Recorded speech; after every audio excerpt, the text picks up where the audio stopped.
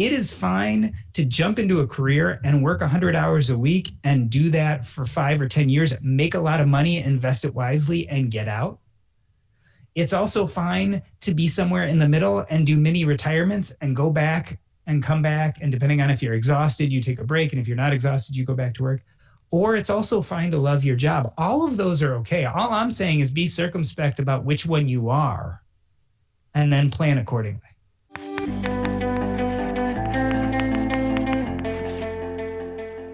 Let's talk about some practical transitions. So, not everybody listening is going to be a doctor, but everybody probably has some kind of profession. Maybe they relate to the identity and you're kind of, hey, I'm going down this profession, but I've got this moment where maybe your own identity or your pathway is cracked a little bit. What are some ways that you found that you were able to kind of veer the path a little bit? Because you didn't just jump out and say, I'm out of here. Like I remember one particular phrase you used of half retirement, for example. Let's talk about the financial path that you started taking once you started feeling some of those urges to do something, to broaden out a little bit and to do some different things. And this is another example where I think slowing down makes a lot of sense. So I could have just decided medicine isn't for me. I have enough money. Let's just disappear, leave medicine for good, etc. But I also realized that there were parts of medicine I liked. So I decided to start looking for what can I take out of my job that I don't like to get it to its most essential part that I do like. So when I was at my busiest time, I had a practice where I was seeing patients in their homes, as well as going to a nursing home, as well as doing hospice, as well as being a medical director of a bunch of nursing homes. So the first thing I realized is the home-based practice was exhausting me. I was driving an hour to get to some people's houses. They were calling me at 1 a.m. and wanting me to come right away. So the first thing I did was got rid of that practice. And that sustained me and gave me some more room and space in my life to really think about what I wanted.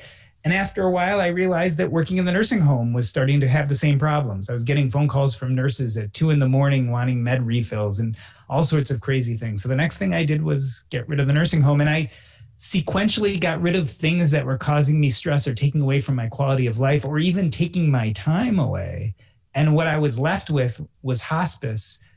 And the hospice work that I was doing had no downsides. I pretty much liked almost everything about it. It gave me the lifestyle I wanted. It still paid me a little bit. It allowed me to still feel like a physician who was helping people and taking part in people's lives.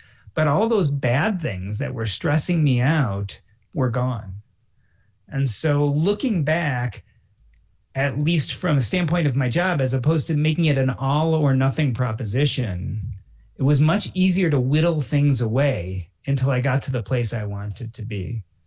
Now that's from the actual work standpoint. The other thing I had to do was figure out my head, which was a whole different side of this. And for me, a big part of that was writing.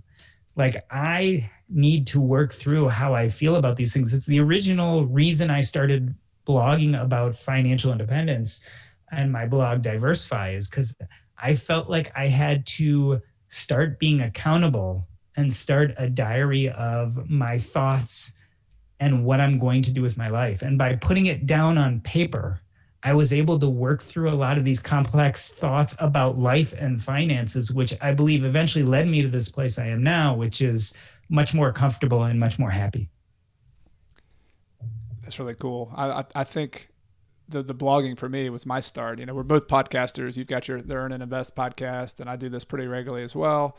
But writing was my first thing too. And I remember writing for like 10 people. Like I had a few people I did consulting with and my mom and probably my wife, my soon to be wife at that time. Like I was writing and nobody, not many people were reading this, but that didn't matter. It was the processing, however you do it, but the processing of your thoughts, getting it out there. Here's what I've learned. That was definitely therapeutic for me as well and helpful just as a learner. I love learning. And I think that was a big step for me as well. Talk about the practical side of that. So it sounds like you made some transitions where you removed the parts of your job you didn't like. You were left with some things that were meaningful. They were fun. They didn't get in the way of other parts of your life. Some people are going to say, yeah, but like, how do I do that financially? Because you probably lost some money, some income by doing that. So what were some steps you had to take to build a foundation so that you could actually make that transition? So I will say from the outset, I was incredibly lucky. And the reason why is mostly I was born to the right parents.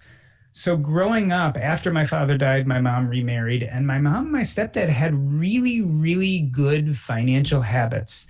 So they didn't really sit me down and teach me about compound interest. They didn't really even teach me about investing, but I watched them as they invested. I watched them as they owned real estate. They owned 13 to 14 units at one point in my childhood and managed them all. They started their own businesses. And so I got to see all of this modeling of great financial behavior. So the upside was when I went to start my life, I was so caught up in being a physician.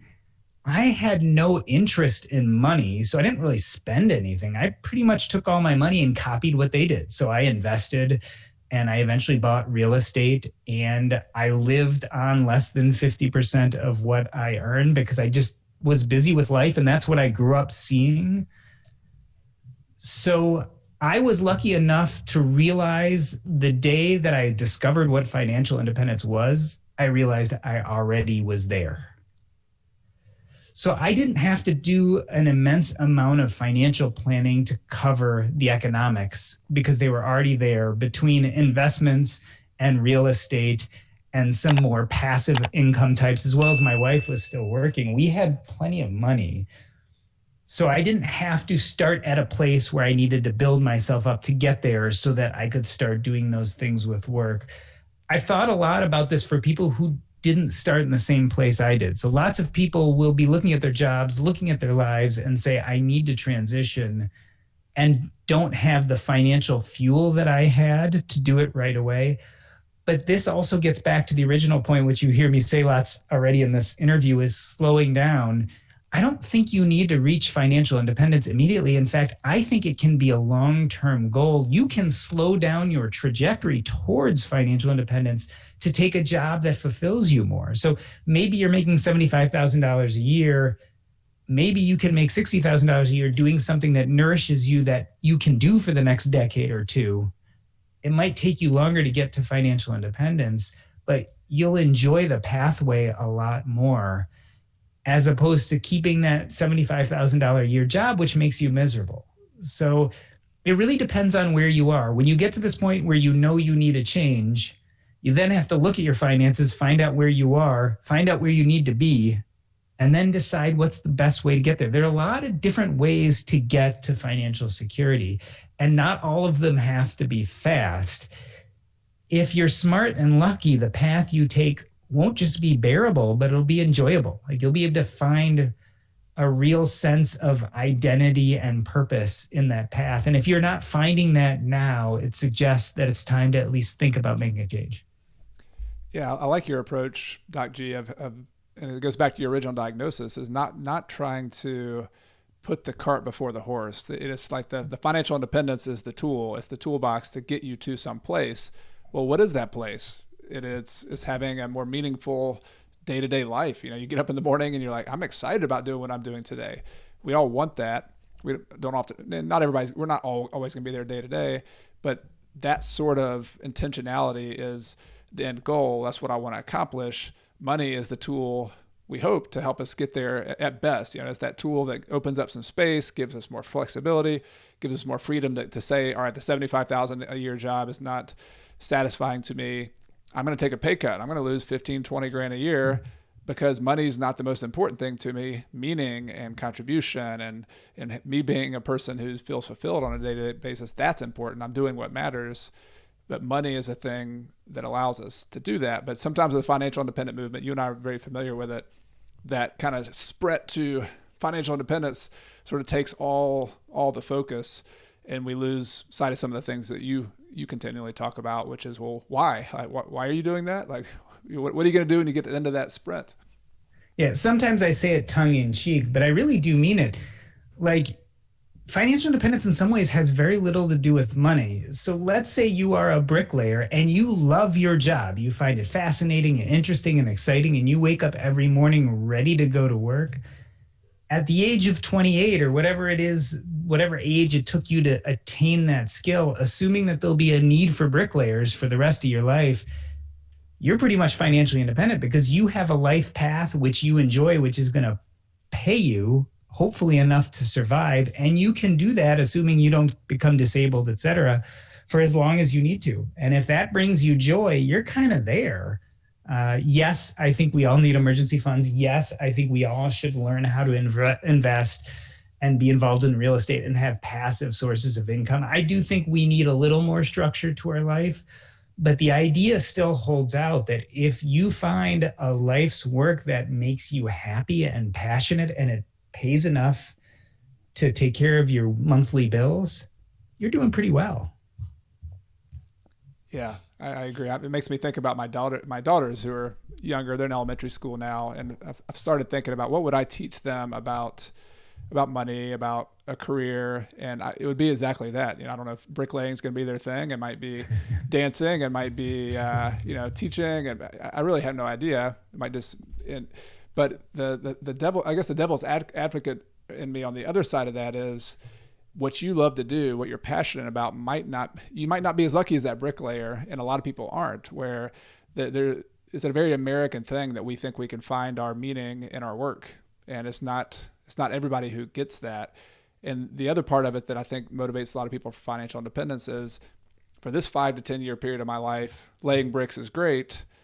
But the next 10 years when my knee is hurting and when I have this boss who's really a jerk, and I think just keeping that uncertainty in mind about the future is got to be critical, because a lot of people don't get on the path. So they're taking the opposite side of this. A lot of people don't even get on the path to saving money and making a little bit of sacrifice here and investing. Some of the things you did naturally by watching your parents, like I did as well.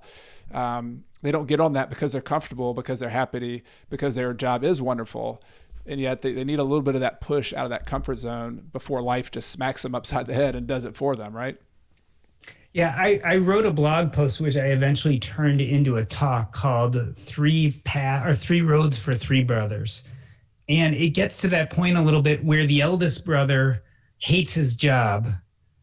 And in this case, it's the road that he's on. So he hates the road he's on. So he rushes his way through, doesn't sleep much, barely stops to eat. And after years and years and years, he comes to the end of his road, and he's incredibly happy he's got there. But he also feels a little bit lost because he spent so much time thinking about this road. He really doesn't know what to do with himself or who he is.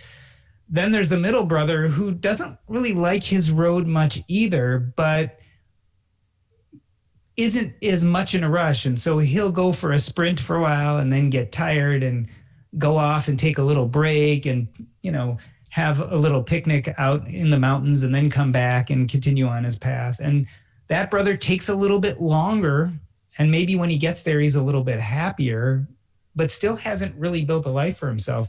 And then the youngest brother actually loves the road. And so he takes his sweet time and enjoys every single minute of it. And when he gets to the end of the road and his two brothers are there and it's years past everyone else did, he does something funny. He turns around and starts walking back the other way. The point of that is not that the younger brother is right.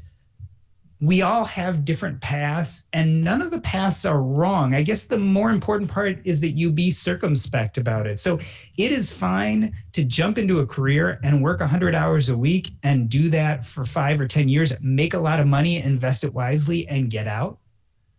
It's also fine to be somewhere in the middle and do mini retirements and go back and come back. And depending on if you're exhausted, you take a break. And if you're not exhausted, you go back to work. Or it's also fine to love your job. All of those are okay. All I'm saying is be circumspect about which one you are and then plan accordingly.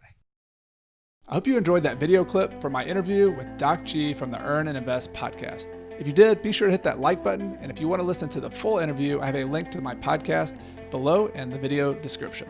Also, please leave a comment. I'd love to hear if you have any questions, any suggestions, any comments that came up during this video. We could continue the conversation afterwards in the comment section. If you're new here, be sure to hit that subscribe button and the little bell. Every Friday morning, I release a new video, and I think you'll like what's coming in the future. And if you like this topic about financial independence and life after financial independence, I think you'll enjoy my interview with Mr. Money Mustache.